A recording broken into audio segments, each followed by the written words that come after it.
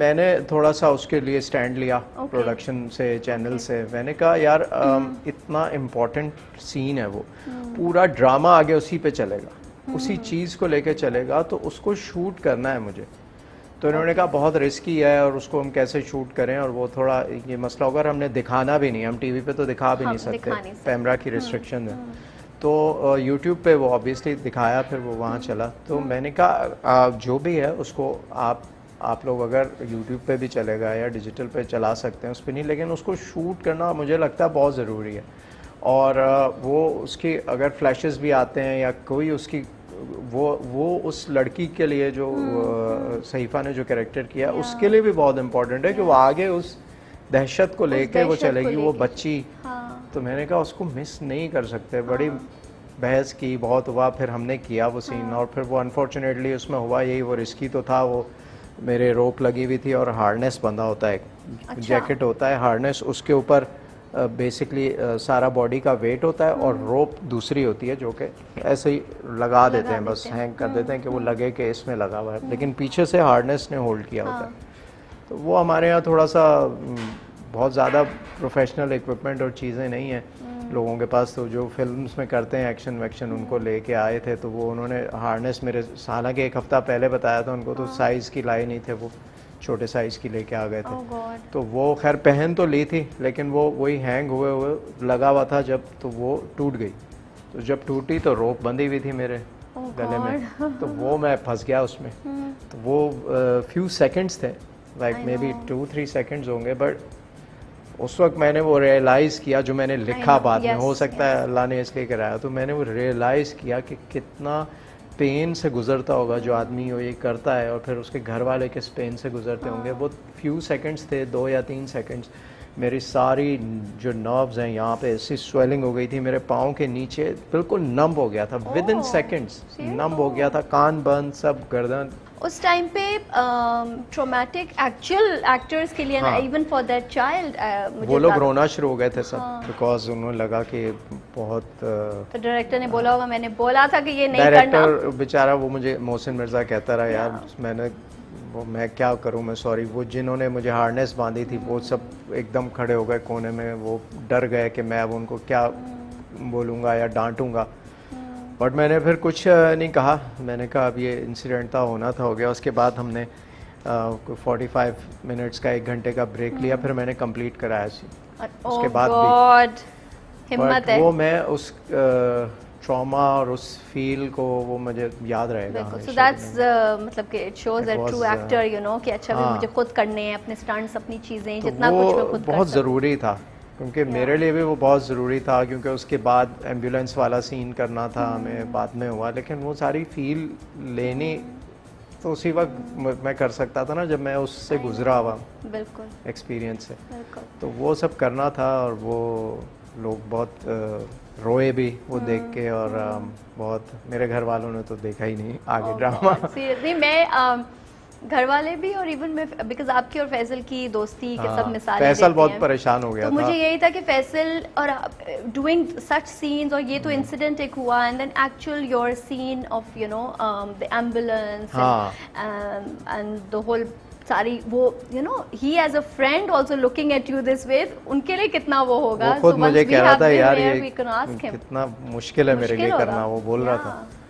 तो वो होता है, ये जाहिर है वो ऐसी चीज़ है, और वो इतना ख़तरनाक इंसिडेंट था वो कि अगर वो ज़रा सी भी रोप टाइट होती तो फिर पता नहीं, एक एक्चुअली बॉडी वेट होता है ना, तो पीछे से आपका ये टूट जाता है नेक, तो सारा ये होता है। खैर अल्लाह मियां ने बचाया। Okay, so let's go to a little bit lighter note. Yes. इसी तरह तो मुझे बताएं कि अभी तक आपने जितने भी रोल्स किए हैं, मतलब कि योर को एक्टर्स के साथ basically, which co-actor is the best to work with, like best and worst? मुझे किसी से कोई मसला नहीं होता एज सच, बट प्रोफेशनली अगर आप देखें ना कि बहुत ज़्यादा प्रोफेशनली जो काम करते हैं लोग, एक सबा कमर है और एक बिलाल अब्बास है। ये दोनों चीख, हाँ चीख, चीख was a beautiful journey for me in terms of actors. सारे ही एक्टर्स उसमें बहुत डेडिकेटेड थे, और इत्तेफाक की बात यह है कि उसमें जितने एक्टर्स थे वो सब उस टाइम पे सिर्फ चीख कर रहे थे, कोई और प्रोजेक्ट नहीं कर रहे थे, वो ऐसा इत्तेफाक था। So It does make a difference, it of does course. Course सबकी फुल कंसंट्रेशन Full थी, कोई भी डेट चाहिए होती थी वो मिल जाती थी। वो तो 3-4 महीने का एक टाइम था, उसके अंदर हमने बहुत सारे सीन ऐसे थे जो बाद में चेंज करा के जब वो भी इसी तरह था, शूट हो रही थी और ऑन एयर हो गया था। तो उसमें जो सस्पेंस था शुरू का कि किसने मारा है लड़की को, वो वाला जो है वो 6 एपिसोड तक दुनिया पागल हो चुकी थी। मैं हम लोग बाहर निकलना मुश्किल हो गया था, पता नहीं कहाँ कहाँ से लोग फ़ोन करते थे, बता दें यार Oh कि my किसने। God.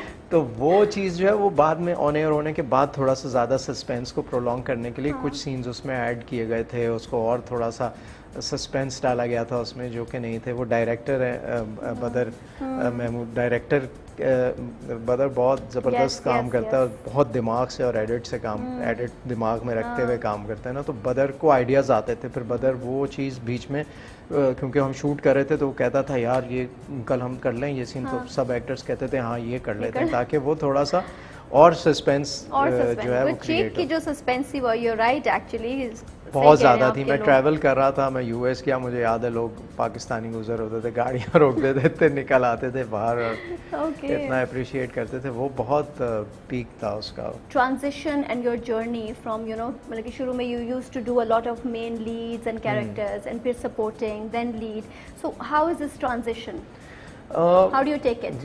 विद टाइम जो है ना आप चीज़ें चेंज होती गई, कॉन्सेप्ट्स चेंज होते गए। अब जो ड्रामे लिखे जाते हैं, पहले होता था उसमें एक हीरो हीरोइन के ऊपर स्टोरी बेस्ड होती थी। अब जो ड्रामे होते हैं उसमें मल्टीपल ट्रैक्स होते हैं, तो मल्टीपल ट्रैक्स के अंदर जो है वो कैरेक्टर्स निकलते हैं आपके डिफरेंट, तो वो फिर आप कैरेक्टर्स कर रहे होते हैं। और जब आप कैरेक्टर कोई बना लेते हैं ना तो वो लोग ज़्यादा पसंद करते हैं। मैंने सारे अपने करियर में ये देखा, कोई कैरेक्टर बना हुआ ना तो वो उससे लोग ज़्यादा लोगों को समझ आता है, वो ज़्यादा उसको रिलेट कर पाते हैं चीज़ों से। तो वो बजाय इसके कि आप एक नॉर्मल सा लेके कोई भी काम आया, स्क्रिप्ट आया, कर दिया। और अब स्क्रिप्ट्स भी काफ़ी रिफाइंड हो गए हैं, काफ़ी रिसर्च होती है, चैनल्स के अपने कंटेंट डिपार्टमेंट हैं, तो अब चीज़ें जो हैं वो उस तरह की नहीं है। पहले तो कोई भी रेटिंग का मसला नहीं होता था, कोई भी स्क्रिप्ट आया, मुझे डायरेक्टर को अच्छा लगा, उसने बना दिया। अब नहीं, अब बहुत लोग इन्वॉल्व होते हैं, चैनल की पूरी कंटेंट टीम होती है, फिर चैनल के हेड्स होते हैं, फिर लोगों की रिसर्च डेटा होता है कि लोगों को क्या पसंद आ रहा है, उस हिसाब से फिर लिखा जाता है। तो कैरेक्टर्स करने में ज़रा ज़्यादा मज़ा आता है। सो विद टाइम आप अपने आप को एक्सप्लोर कर लेते हैं, फिर आपका दिल चाहता है कि और चैलेंजिंग, अब इससे ज़्यादा चैलेंजिंग चीज़ आए, अब इससे ज़्यादा चैलेंजिंग चीज़ आए। बट अनफॉर्चुनेटली हमारे सब्जेक्ट्स वही 4-5 हैं जिनकी में डिफरेंट स्टोरीज़ होती हैं, तो हम ज़्यादा बहुत ज़्यादा लिमिटेशंस होती हैं जिसके अंदर रह के काम करना होता है यहाँ के मीडिया में। तो वो उसके अंदर रहते हुए ही स्टोरीज़ होती हैं जिसको हम कर रहे होते हैं एज एन एक्टर। और मेल एक्टर्स के लिए बहुत कम चैलेंजिंग रोल्स आते हैं, लड़कियों के लिए आते हैं, वो भी थोड़ा सा मोनोटनस होता है, बट लेकिन यह है कि डिफरेंट राइटर्स लिख रहे होते हैं तो घुमा फिरा के वही चीज़ आ रही होती है। अब जब डिजिटल आया है आहिस्ता आहिस्ता मार्केट में, तो उसमें ये हुआ है कि डिफरेंट सब्जेक्ट्स पे लोग काम करना शुरू हो गए, जो कि बहुत सारे टैबूज़ हैं हमारे, उसके ऊपर भी काम कर रहे हैं। और बहुत सारी डिफरेंट सब्जेक्ट्स हैं जो यहाँ पर नहीं बनते थे। हाँ, लोगों को यूट्यूब पर या लोग नेटफ्लिक्स और दूसरे पोर्टल्स पे देखकर लोगों को अवेयरनेस आई है कि यार इस तरह का सब्जेक्ट, एक्शन पे हमारे पास अभी तक काम नहीं होता। तो ये बहुत सारी चीज़ें जो आहिस्ता आहिस्ता शुरू हो रही हैं और हो जाएंगी अब।